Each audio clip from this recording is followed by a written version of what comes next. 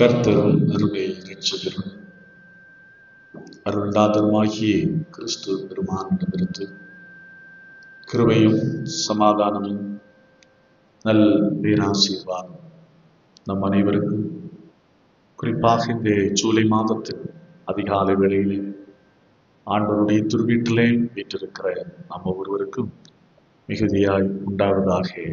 ஆமென். இந்த அற்புதமான வேளையிலே சிந்தனைக்காக கடவுள் அருளுகின்ற வாக்கு ஏசாயா தீர்க்கதரிசியின் முன்பு வாசிக்கிட்ட பழைய ஏற்பாட்டின் பகுதி. ஏசாயா தீர்க்கதரிசியின் புஸ்தகம் 49வது அதிகாரம் 16வது வசனத்தை நான் வாசிக்கின்றேன். ஏசாயா 49:16. இதோ, என் உள்ளங்கைகளில் உன்னை வரைந்திருக்கிறேன், உன் மதில்கள் எப்போதும் என் முன் இருக்கிறது. இதோ, என் உள்ளங்கைகளில் உன்னை வரைந்திருக்கிறேன், உன் மதில்கள் எப்போதும் என் முன் இருக்கிறது. கண்களை மூடுவோம், ஆண்டவரை நோக்கி பார்த்து செபிப்போம். அன்பின் பரலோக கர்த்தாவே, 2024வது ஆண்டு ஜூலை மாதத்தின் முதல் நாள் அதிகாலை வேளையிலே உம்முடைய சமூகத்திலே நாங்கள் கடந்து வந்து உம்மை துதித்து பாட, ஆண்டவருடைய ஆசீர்வாத வார்த்தைகளுக்காக உம்முடைய திருவீட்டிலே நாங்கள் தரித்திருக்க ஆண்டவர் பாராட்டி இருக்கிற தயவுக்காக உமக்கு நாங்கள் நன்றி செலுத்துகிறோம். கர்த்தாவே, இந்த காலை வேளை, இந்த அதிகாலை வேளையிலும் நீர் எங்களுக்கு அருளுகின்ற உம்முடைய வாக்குக்காக நாங்கள் உமக்கு நன்றி செலுத்துகிறோம். உம்முடைய வாக்குறுதியை நாங்கள் உறுதியாய் பற்றி கொண்டு இந்த மாதத்திலே நாங்கள் பயணிக்க ஆண்டவர் எங்களுக்கு கிருபை புரியும். தாழ்த்தி அர்ப்பணிக்கிறோம். கடந்து வந்திருக்கிற அன்பு பிள்ளைகள் ஒவ்வொருவரையும் உம்முடைய வசனத்தினாலே ஆசீர்வதியும். இயேசுவின் நாமத்தில் ஜெபிக்கிறோம். ஜெபம் கேளும் அன்பு நிறைந்து எங்கள் நல்ல கர்த்தாவே. ஆமென். கிறிஸ்துவுக்குள் அன்பானவர்களே, ஒரு ராஜா தன்னுடைய அரண்மனையிலே ஏராளமான பல யானைகளை வளர்த்து வந்தார். அதில் ஒன்று சக்தி வாய்ந்த யானையாக இருந்தது. அவர் சந்தித்த யுத்தங்களிலே அவருக்கு பல வெற்றிகளை தேடித்தந்த யானை. ஒரு கட்டத்திலே அதற்கு வயதாகி போனது. பல வெற்றிகளை தேடித்தந்த யானை ஆகையால் ரொம்ப எஃபோர்ட் எடுத்து இந்த யானையை அரண்மனையிலே பாதுகாத்து பராமரித்து வந்தார். ஒரு நாள் யானையை குளிப்பாட்டுவதற்காக குளத்திற்கு கொண்டு சென்ற பிற்பாடு எதேச்சமாக அது சகதியிலே சிக்கிக்கொண்டது. எவ்வளோ முயற்சித்தும் எவ்வளோ பிரயாசப்பட்டும் எல்லா எஃபோர்ட்டுமே வீணாய் போனது. யானையை வெளியே கொண்டு வர முடியவில்லை. அப்போதுதான் அரசன் சொன்னான், அந்த முரசை ஒலிக்கச் செய்யுங்கள், யுத்தத்திற்கு நாம் ஒலிக்கச் செய்கின்ற அந்த முரசை ஒலிக்கச் செய்யுங்கள் அப்படி என்று ஒரு ஆலோசனையை கொடுத்தார். அதன்படியே முரசை கொண்டு வந்தார்கள். யுத்தத்திற்கான அந்த ஒலியை முரசிலே அவர்கள் எழுப்பினார்கள். உடனே யானையினுடைய உடல் மொழியில் ஒரு மாற்றம் கண்டது. வீறு கொண்டு எழுப்பியது. அற்புதமாக கரையை சேர்ந்தது. ஆம் அன்பானவர்களே, இந்த யானையை போன்ற ஒரு நிலைதான் அன்றைக்கு இஸ்ரவேல் ஜனங்கள் இருந்தார். வயது நிமித்தம் அல்ல, அவர்கள் அடிமைத்தனத்து நிமித்தமாய் பாபிலோன்ல அடிமைப்பட்டு கிடந்தது நிமித்தமாய் வாழ்க்கையிலே துவண்டு போயிருந்தார்கள். அவ்வளவுதான், இனி இங்கேயே வாழ்ந்து மடிவதுதான், வேற மார்க்கமே இல்லை என்ற ஒரு மனநிலையோடு அவர்கள் இருந்தார்கள். அப்பேற்பட்ட நிலையிலே வாழ்ந்து கொண்டிருந்த மக்களுக்குத்தான் கடவுள் இந்த நம்பிக்கையூட்டும் செய்தியை கொடுக்கிறார். குளத்திலே சிக்குண்ட யானையை போல இஸ்ரவேல் ஜனங்கள் பாபிலோனிலே சிக்கி கிடந்தார்கள். அப்போது இனி இதோடு வாழ்வு முடிவென்ற நிலையில் இருந்த மக்களுக்கு ஒரு முரசொலி கேட்கிறது. அந்த முரசொலி தான் என்னவென்று சொன்னார், இதோ என் உள்ளம் கைகளில் உன்னை வரைந்திருக்கிறேன், உன் மதில்கள் எப்போதும் என் முன் இருக்கிறது.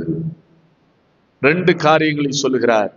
இதோ என் உள்ளங்கைகளில் உன்னை வரைந்திருக்கிறேன், உன் மதில்கள் எப்போதும் என் முன் இருக்கிறது என்ற அற்புதமான ஒரு வாக்கை கடவுள் கொடுக்கிறார். முதலாவது சொல்லுகின்றார், உன்னை உள்ளங்கையில் வரைந்து வைத்திருக்கிறேன்.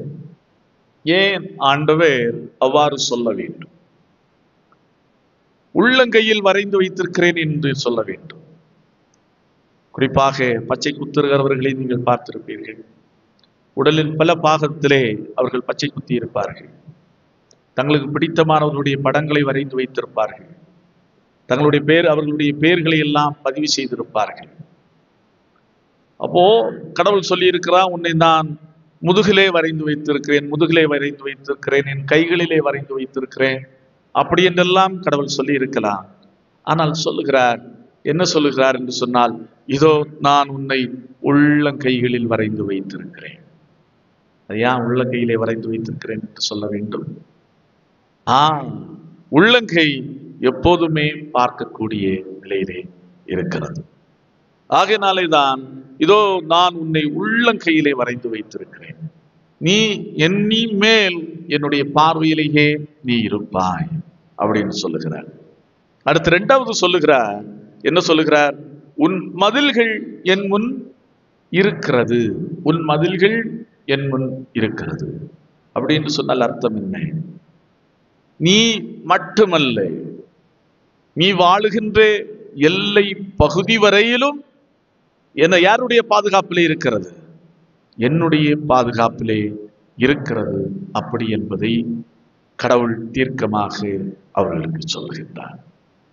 ஆமன்பானவர்களே, ஒரு நம்பிக்கையான ஒரு எதிர்காலம் இருக்கிறது என்பதை கடவுள் இத்திருமறை வாக்கின் மூலமாக தீர்க்கனை கொண்டு அவர்களுக்கு எடுத்து இயம்புகின்றார்.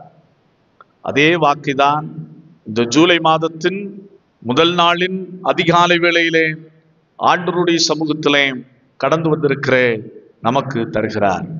இதோ என் உள்ளங்கைகளில் உன்னை வரைந்து வைத்திருக்கிறேன், உன் மதில்கள் எப்போதும் என் முன் இருக்கிறது.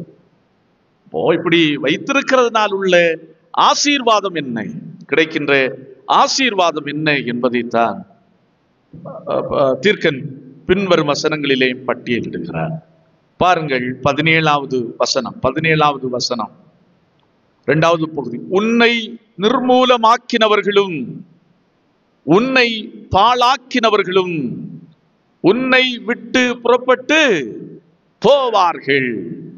உன்னை நிர்மூலமாக்கினவர்களும் உன்னை பாழாக்கினவர்களும் உன்னை விட்டு புறப்பட்டு போவார்கள். அப்படி என்று சொன்னால், உன்னை விட்டு இதுவரையிலும் உன்னுடைய வாழ்க்கையிலே குடைச்சல் கொடுத்து கொண்டிருந்த எல்லா விதமான எதிர் சக்திகளும் உன்னை விட்டு அகன்று போகும்.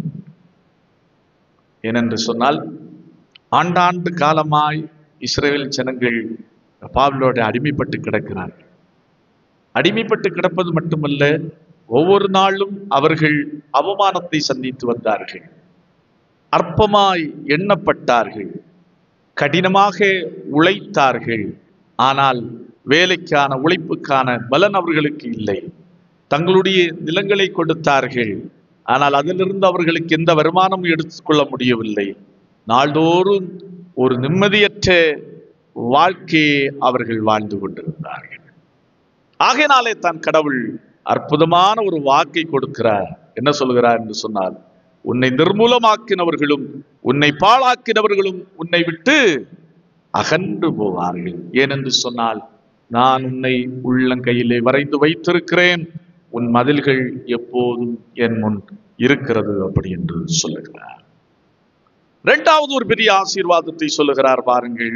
19வது வசனம் பாருங்கள். உன் வனாந்தரங்களும் உன் பாலிடங்களும் நிர்மூலமான உன் தேசமும் இனி குடிகளினால் திரளினாலே உனக்கு நோக்கமாயிருக்கும். உன்னை விழுங்கினவர்கள் தூரமாவார்கள்.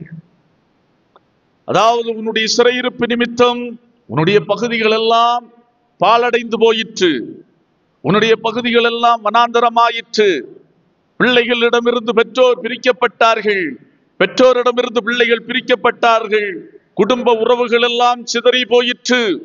ஆனால் இனிமேல் நான் உன்னை உள்ளங்கையிலே வரைந்து வைத்திருக்கின்றபடியினால், உன்னுடைய மதில்கள் எல்லாம் என் முன் இருக்கின்றபடியினால், அதாவது உனக்கு சிறப்பு பாதுகாப்பு உனக்கு உண்டு. இனி நீ விரும்பிய வாழ்வு உனக்கு கிடைக்கும் என்பதை கடவுள் திட்டமாக சொல்கிறார்.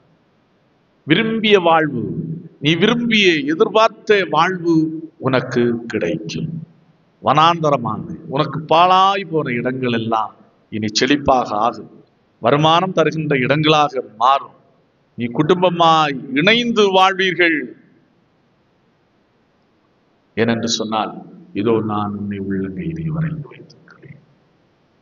நாம் கிறிஸ்து இயேசுவுக்குள் அன்பார்வர்களே, 7வது மாதம் 2024வது ஆண்டின் 6 மாதங்களை வெற்றிகரமாக நாம் நிறைவு செய்து 7வது மாதத்திலே நாம் அடியெடுத்து வைத்திருக்கிறோம்.